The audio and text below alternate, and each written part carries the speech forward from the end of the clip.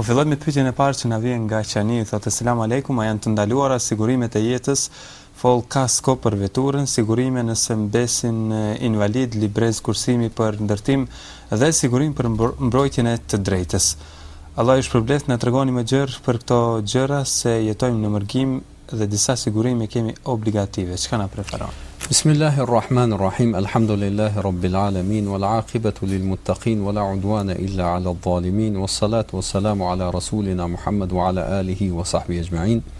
Fillimisht lavdrojmë Allahun e Madhërisëm, i qojmë salavat e selam pejgamberit e tij Muhammedit sallallahu alaihi wasallam, familjes së tij, shokëve dhe të gjithë atyre besimtarëve muslimanë që pasojnë rrugën e tij dhe udhëzohen me udhëzimin e tij deri në ditën e gjykimit. Çësia islame në lidhje me sigurimet në përgjithësi dallon nga ajo se si është e njohur tash në botën bashkëkohore. Me një fjalë, sigurimet është një problematikë e re, të cilën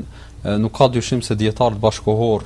islam e kanë trajtuar edhe kanë shtjelluar posaçërisht asamblet dhe akademitë shkencore të fikhut të njohura sot do thotë në botë. Ajo çfarë duhet ta dim në këtë fillim është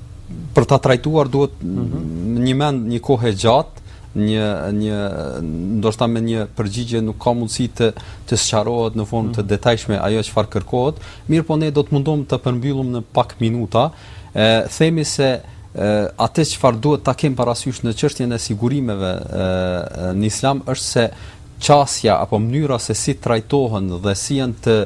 të rregulluara sigurimet në legjislacionet bashkëkohore në përgjithësi dallojnë nga ato mënyrat dhe forma si i parasheh Islami dhe si ndërtohen. Mund njëjtë sikurse që është të thotë sistemi bankar konvencional sot në botë dhe sistemi bankar islam. Do thotë ka diçka të përbashkët, mirë, po në shumë aspekte ka një dallueshmëri në këtë çështje. Edhe në çështjen e sigurimeve ka dallime të thelbësore. Duhet ta kem parasysh se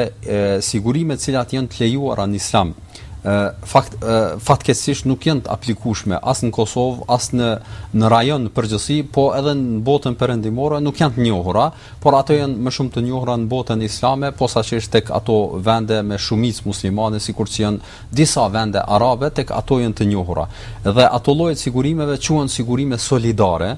ashtu mund t'i përkthejmë, dhe kanë do thot një formë do thot si janë të rregulluara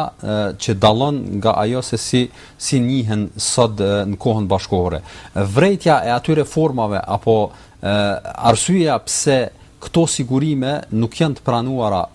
e kam fjalën sigurime tash po them kushtimisht konvencionale që janë të njohura sot në botë, nuk janë të pranuara në Islam, është qëndron në faktin se janë sigurime që janë komerciale, me anë të së cilave firmat apo një firmë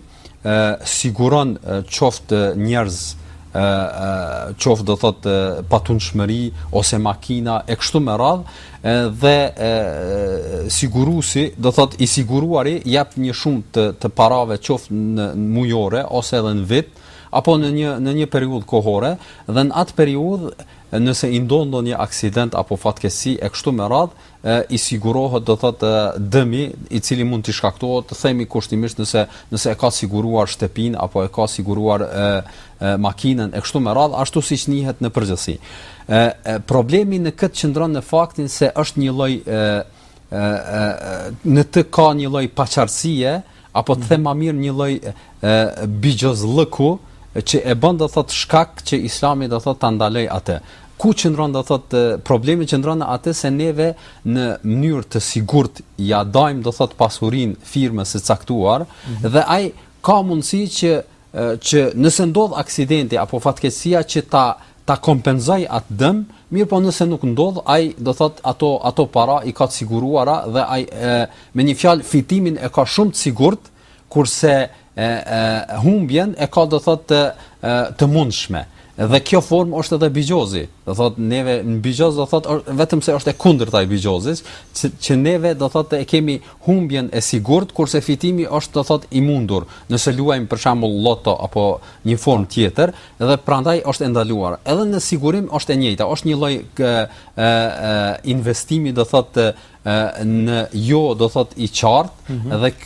kjo paqartësi e bën që njëra palë që të jetë në formë të sigurt. Do thotë në këtë kontratë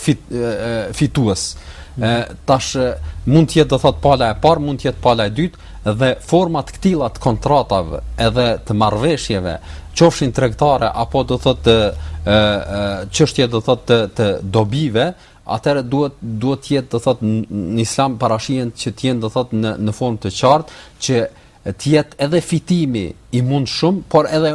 humbja të jetë e mundshme. Sikur që është në tregti, njeriu kur futet në tregti, atëherë futet me një investim, do thotë që mund pësoj humbje, mirë po të njëjtin kohë ai investim mund të sjellë atij edhe dobi. Kurse në rastin e sigurimeve nuk ndodh kjo, prandaj edhe nuk është e lejuar, do thotë nga vështrimi islam, mënyra se si aplikohen sigurimet në botën bashkëkohore nuk janë do thotë pranuara, edhe nuk lejohet neve të themi të mirëmi me atë fush, apo edhe të jemi nga ata të cilët participojnë apo e sigurojnë veten apo familjen apo e kam fjalën patunshmëritë e kështu me radhë, përveç siç sqarojnë dietarët në raste të domosdoshme, kur siç përmendet edhe në këtë pyetje, në disa raste jemi të obliguar, sikurse neve tash këtu nëse për ta poseduar një makinë jemi të obliguar që ta sigurojmë atë, përndryshe nuk ka mundësi që ta vozisim atë dhe ta shfrytëzojmë. Atë në këtë rast lejohet e kam fjalën të përdoret ky sigurim vetëm për shkak do thotë të pamundësisë edhe mospasjes së alternativës nga ana muslimanëve se ku të dalin do thotë nga kjo ndalesë e cila është aktuale, pothuajse tash në formë do thotë të prerë edhe obligative në të gjitha vendet e botës. Kurse çësia ndaj sigurimit si i bëhet do thotë në Islam është ajo formë e sigurimit që është do thotë sigurim solidar, që nuk është momenti tash të sqarohet për arsye se ka shumë aspekte që duhet të trajtohen edhe të sqarohen, mirë po janë disa forma dhe metoda që aplikohen në botën islame dhe ka do thotë shtete që i miratojnë ato forma dhe njerëzit me veç zgjedhjen e tyre marrin pjesë apo bëjnë do thotë kontrata me këto firma që bëjnë do thotë sigurime solidare, dhe fitimi në atë nuk është do thotë ashtu siç është do thotë fitimi nëpër këto firma që janë të njohura, firma të sigurimit që janë të njohura sot në botë. Po me lejen e Zotit ndoshta në një të ardhme të afërt do të mundemi në formë pak më të zgjeruar ta trajtojmë këtë çështje pak më detajisht. Vetëm do ta përmbylli them se në parim me vetdëshirën tonë nuk është e drejtë të marrim apo të zgjedhim lloje të sigurimeve që i kemi prezente sot në botë, sikurse që është kjo full kasko apo lloje tjera, për arsye se në parim do thotë ka ndalesa, por nëse në një rrethon obligohemi, atëherë kjo do thotë çdo rast do thotë është specifik, edhe në këto raste kur jemi të obliguar dhe nuk kemi rrugdalje tjetër, atëherë lejohet për shkak do thotë pamundësisë së ikjes do thotë nga ky detyrim të cilën e obligon shteti në përgjithësi. Zoti e di më së miri. Kalojmë